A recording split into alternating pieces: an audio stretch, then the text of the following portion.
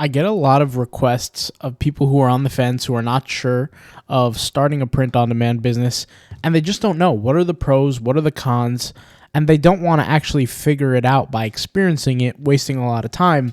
So I'm going to dedicate this video to give you guys 5 pros, 5 cons on print on demand. If you're thinking about joining, this is going to be the video for you, whether it be TeePublic, Redbubble, Etsy, doing print on demand at Etsy. I mean, you could do more than just print on demand, but Society6, Zazzle, Threadless, Teespring. I mean, the list goes on and on. I could sit here for a year naming off different platforms, but if you want to learn, like I said, these pros and cons, I'll kind of share them.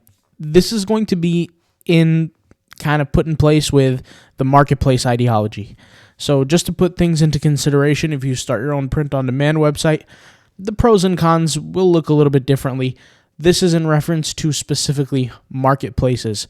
As for the cons, I'll explain how you can mitigate them and how you can kind of move away from them. These issues, some of them you just can't beat, and you got to just move past it, and they're bumps in the road.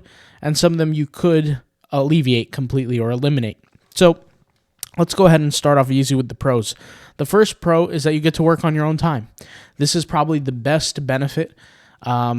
Really, a lot of the things that you could do online, you could also do on your own time, especially if you're in ownership of it. But print on demand is no exception. You get to choose to work on your own time. If you've had a long day at work, you simmer down a bit, take care of the kids, you could sit down for a few hours, towards the end of the night, do some print on demand work for your business on marketplaces. This would actually work for non-marketplaces as well, but working on your own time is a really big benefit, especially now in the world where a lot of people like to have a flexible schedule. Even if you don't have a job and you're doing print on demand full time for your own thing, you could choose. Do you want to do it at night? Do you want to do it in the morning? Maybe sporadically throughout the day? It all depends. But essentially, the schedule is flexible. You have no boss telling you what to do. You get to choose when you want to work. So that's the first pro. The second pro, easy, constant progression. In a matter of print on demand, when we're referencing marketplace platforms, like I said, the Redbubbles, the TeePublics, etc., it's relatively easy to get better. Sometimes it's not as hard as figuring out how to run an ad or creating some ad copy or creating some good mock-ups for designs. Sometimes it's just something as simple as learning how to tag, learning how to title, creating more designs. It's easy, constant progression. The more you work, the more you earn, kind of.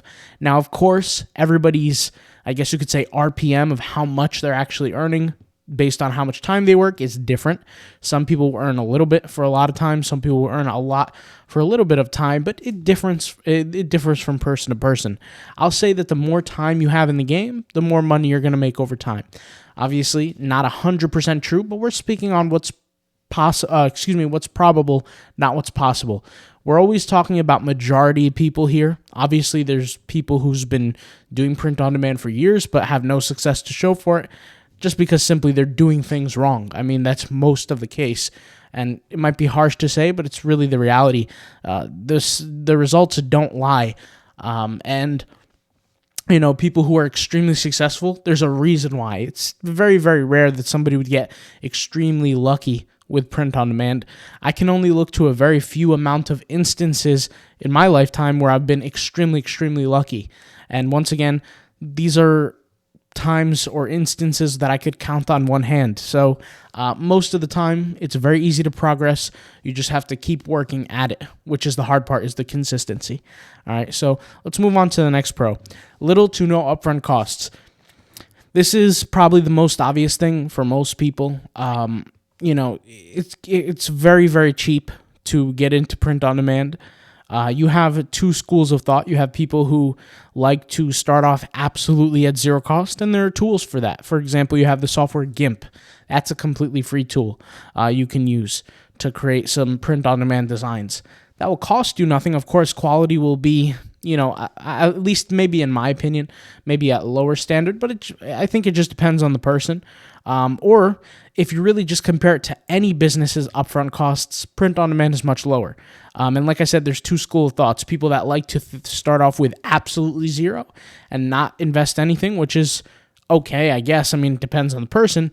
And then you have kind of my school of thought, which is, make the investments in some cheap software because, hey, print on demand is still a lot cheaper than any other business model. If I wanted to go out there and start a cement concrete company, I'd have to pay for workers, I'd have to pay for tools, utensils, I'd have to pay for mixing machines, I'd have to pay for all kinds of things, right? I'd have to pay for cement, I have to pay for a lot of different things, right? If I was to start off a manual printing company where I'm printing t-shirts, I have to pay for some sort of print machine, or if I was going to do it manually, I have to pay for the transfer paper, I'd have to pay for the t-shirts, I'd have to pay so many things I have to pay for, right?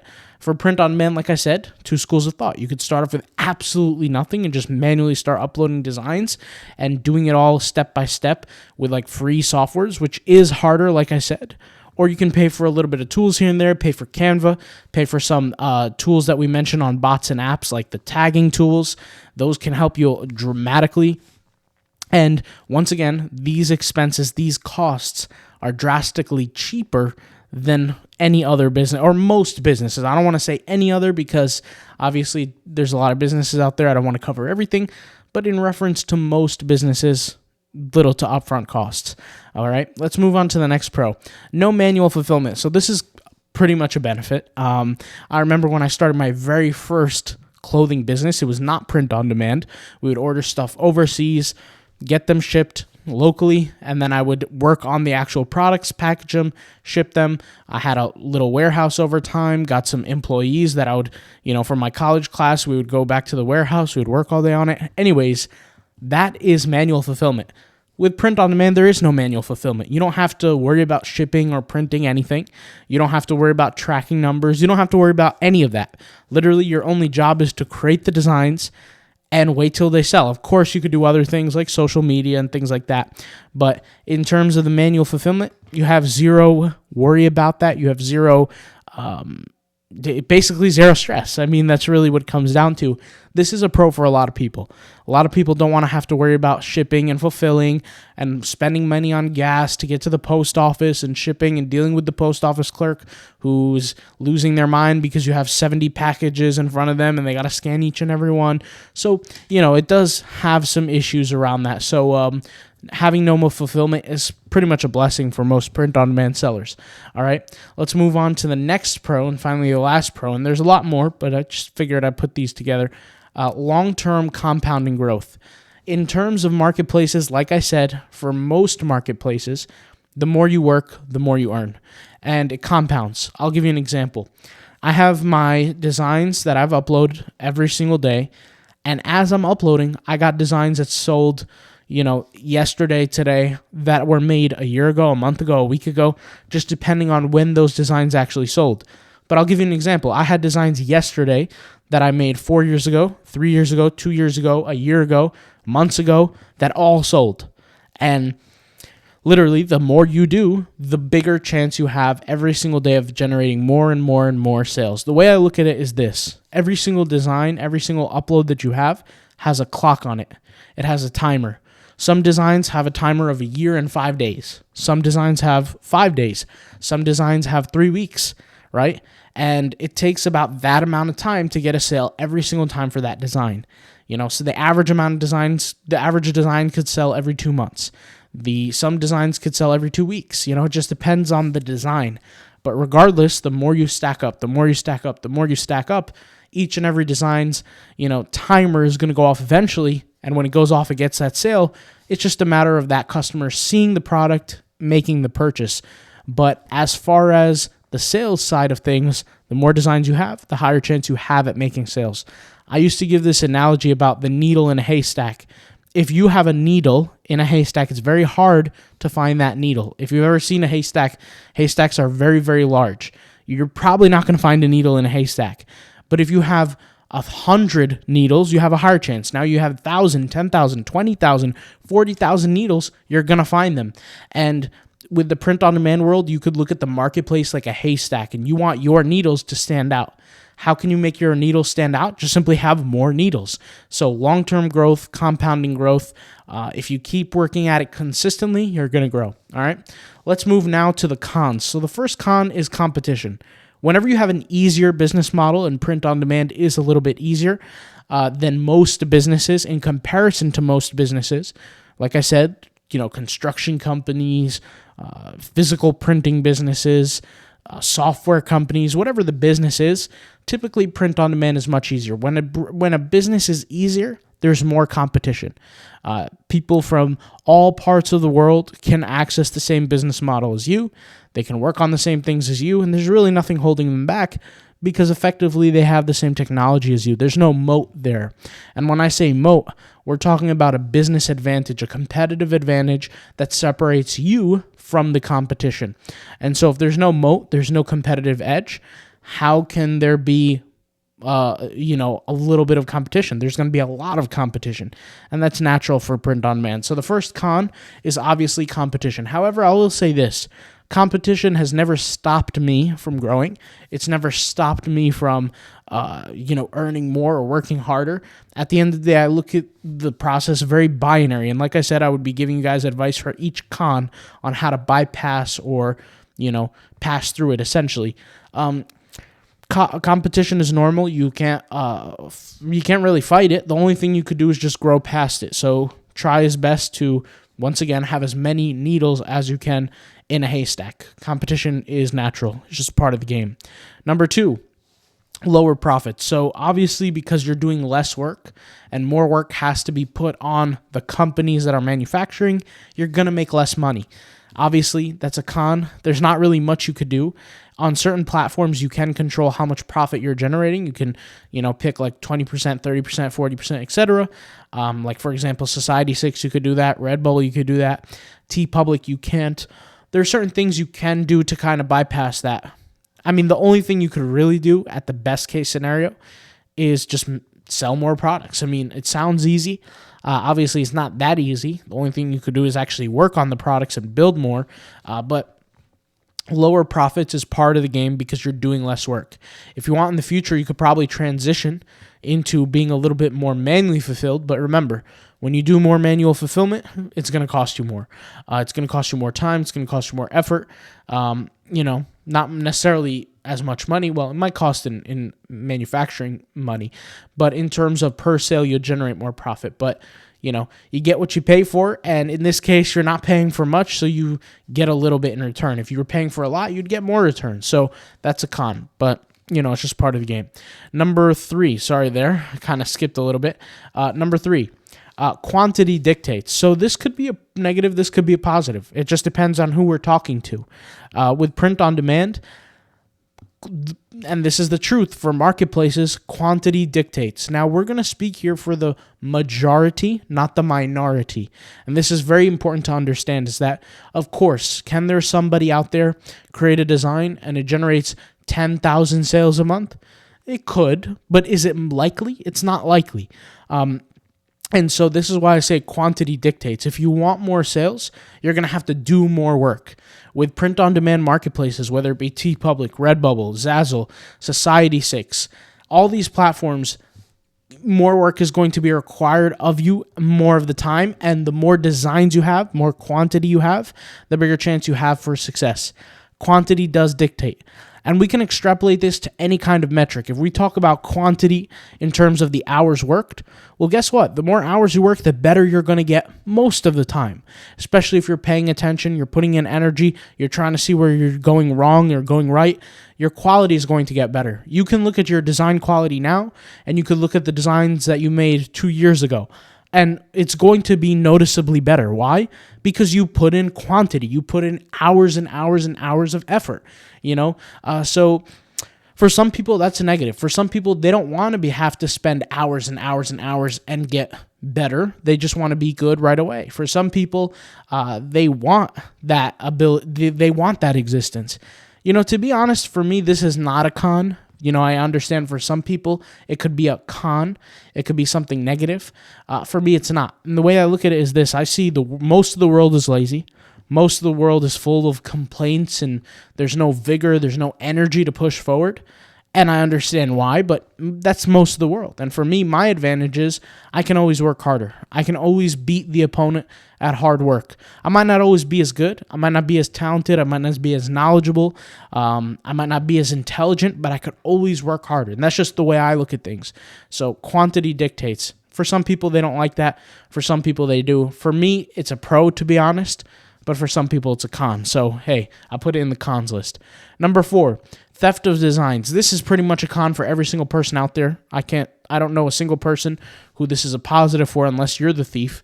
But there's a lot of people who steal in the print-on-demand world. They steal designs. They steal ideas. They steal everything in existence. I could even list off some YouTubers who steal video ideas that I do. But I'm not even going to go there. But the reality is theft is at an all-time high. Doesn't matter what platform you're on. Everybody's going to look for a way that they could benefit themselves. And when I say everybody, I don't mean everybody. I mean there's a certain group of people who specifically focus on theft. They have no creativity. They don't focus on growing themselves. They just find the easy way out, which is, okay, let me just steal from someone else. Do I like it? No. Do I appreciate it? No. But it's something I just have to deal with. I'll be honest, guys. Like I said, I'll give you an example. Print on demand, YouTube, whatever, it's all the kind of similar. My YouTube channel, I get videos. People steal my videos all the time. And they get more views than me, too. I could sit here and complain about it and cry about it, or I could just keep pushing forward.